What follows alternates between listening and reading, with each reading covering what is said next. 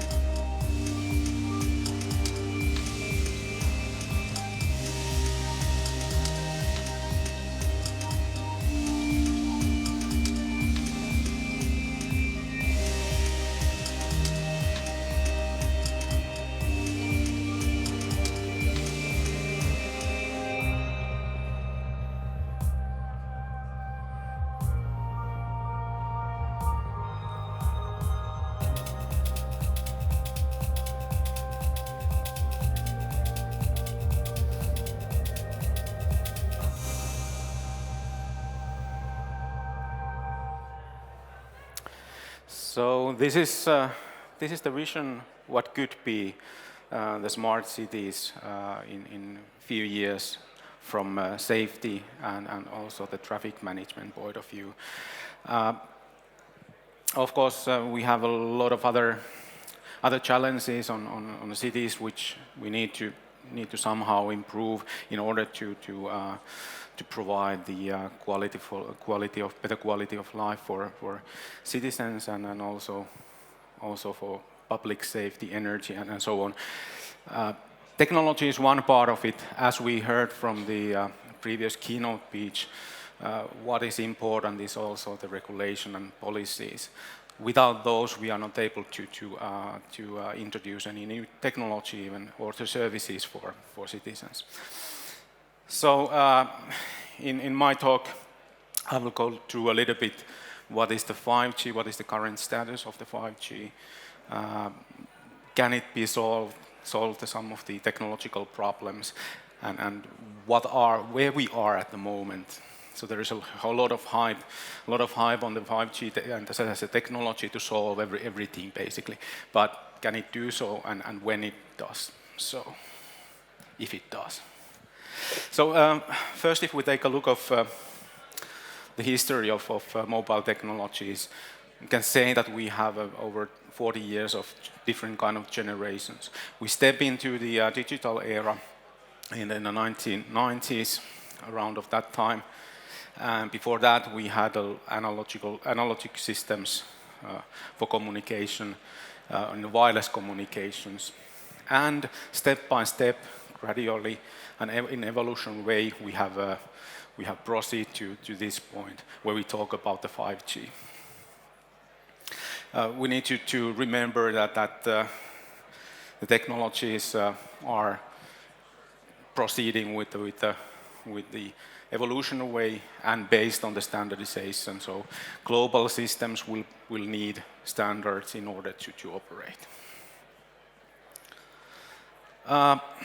There is a lot of specifications and regulations or scenarios and objectives defined for the 5G. So what 5G would be, what kind of application areas and what kind of scenarios the system will support. So the objectives are made by the under so-called IMT 2020, and some of the objectives are including so that 5G is not only the improved throughput, but it's more about the improved quality per user. So providing better user experience. In practice, there's defined 3 major cornerstone use cases or solutions where the what could provide what the 5G could provide. They are the broadband communications, then massive communications, basically IoT, massive number of the IoT devices which need to be supported, and then ultra reliable low latency communications, which we usually call as a critical communications. Currently, the deployment for the deployment is done for the 5G for the broadband communications. And here is a short introduction of that where we are at the moment. Now we are talking about so-called non-standalone 5G radios which have been deployed. The standard is evolutionary path, and it will continue several years from now on. So what we can say is that 5G is not yet ready. It will develop, and with that also the use cases and applications on top of that system, 5G system, will evolve and develop.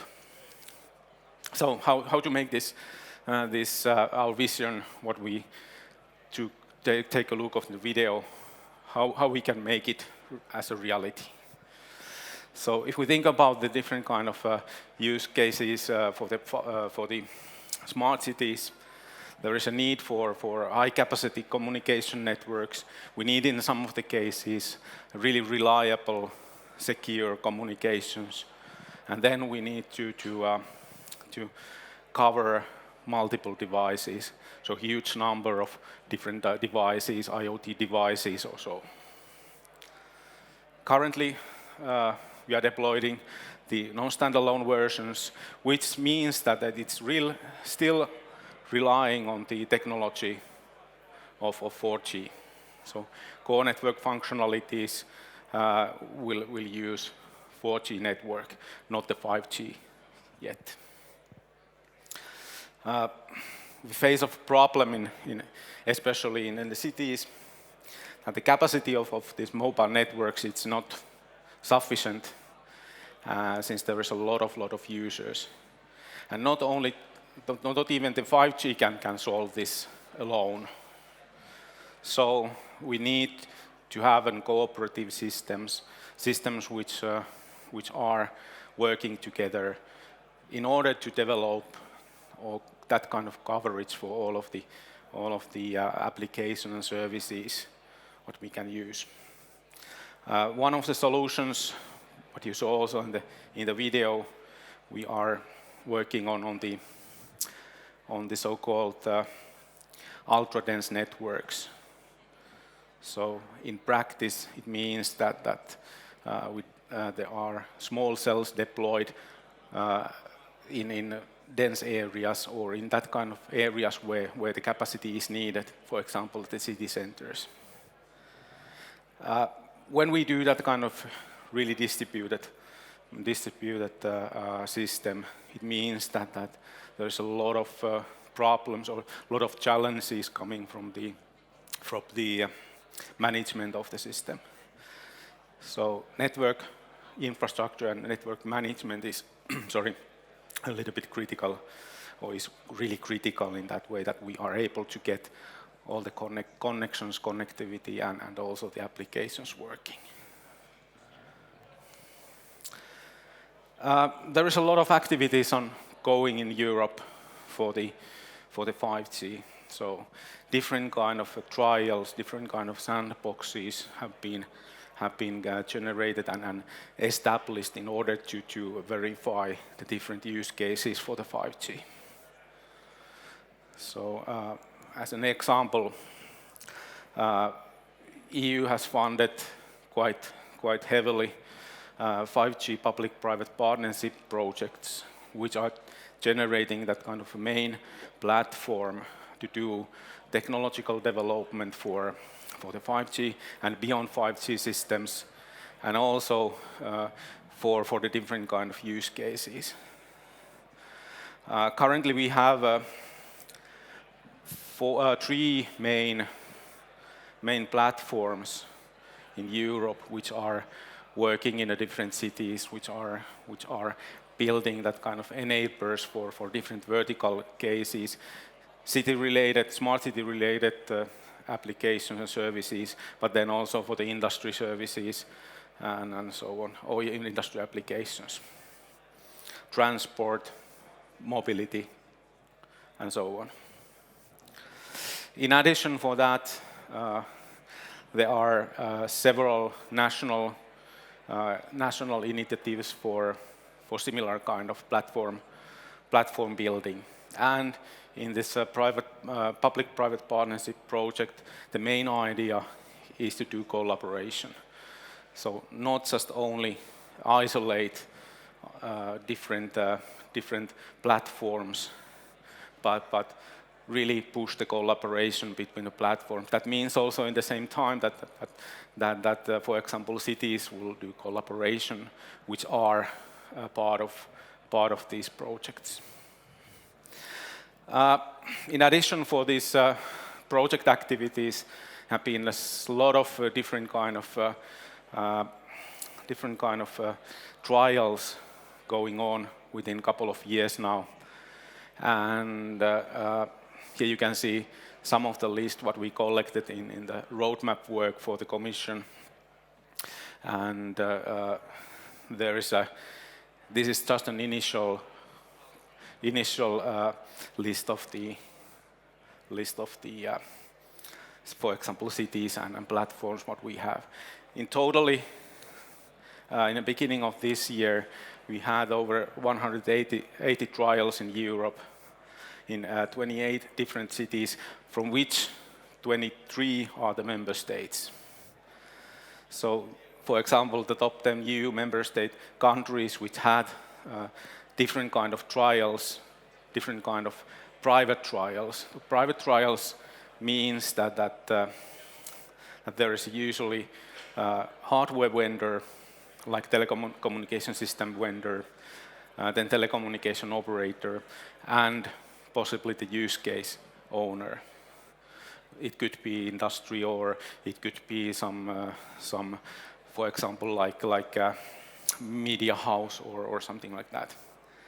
So, top 10 countries were Spain, France, Italy, Germany, UK, Finland, Netherlands, Estonia, Portugal, and Romania, where most of the trials happened in this year, on the beginning of this year. Quite many of these trials focused on especially on the media entertainment. Some of them also transport and automotive side. The actual smart city use cases, they were listed just only a couple of those. However, some of these use cases which were listed, they cover also the activities, they cover the services what the smart cities will have. So the line between how to define the use cases, it's not so clear. All right, so that was mainly the landscape where we are at the moment in Europe. The development for the 5G is still ongoing. It will continue several years, of course, as an evolutionary version. If we think about the 4G rollout, only now we are in the situation that the 4G or LTE connectivity is the sort of like a mainstream for, especially for the mobile broadband applications. The development of the system started quite a long time ago. So started in about a decade ago.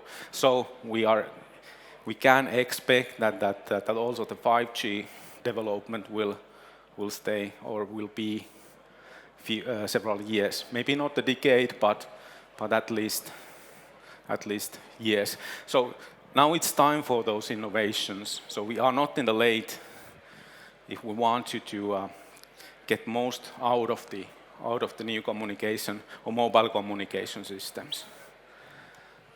So thinking about what are then the enablers for that, we have a lot of different kind of test network entities or environments in Europe which can act as a platform for new innovations. And that's before, for example, the commercial use take place. In Finland, one of the biggest ecosystem for the test network is 5G Test Network Finland, which includes about 50 organizations joined together to take a look of what new things the 5G could bring for their business and also for Finland itself. So platforms provide novel communication systems before they are rolled out in the markets, and then also the service platforms for the application and service developers. Also, the commercial 5G deployments have been started in several of the member countries at the moment. Finland is one of those, and that can be also used as an enabler for smart city and smart city applications. Solutions like edge computing, mobile or multi-access edge computing platforms, which are included in most of these test networks and ecosystems, they can provide new ways to make services also closer to end users, local services and so on. So thinking about smart city related services, good enabler that kind of making benefit of this improved network capacity and also the possibilities to utilize, for example, local computing resources, local service environment for different new use cases, new services and business opportunities also for the companies. And one of the ideas, or I would say scenarios in 5G has been the micro operator business. So basically meaning that the companies, or it could be, for example, some specific entity will take the role of the operator and use that own facility to serve the people. So technology development definitely needs real and concrete use cases. That's something what we have lacked still in many of the cases. And we are not able to do the development of the system if we don't have those requirements from the use cases. So that's why also the smart cities and collaboration with the smart cities is necessary for technology point of view. So 5G development point of view, smart city is not just only an environment where the 5G happens, but it is the place which drives also the 5G and future communication system development. I think that slogan could end my presentation today. So thank you very much.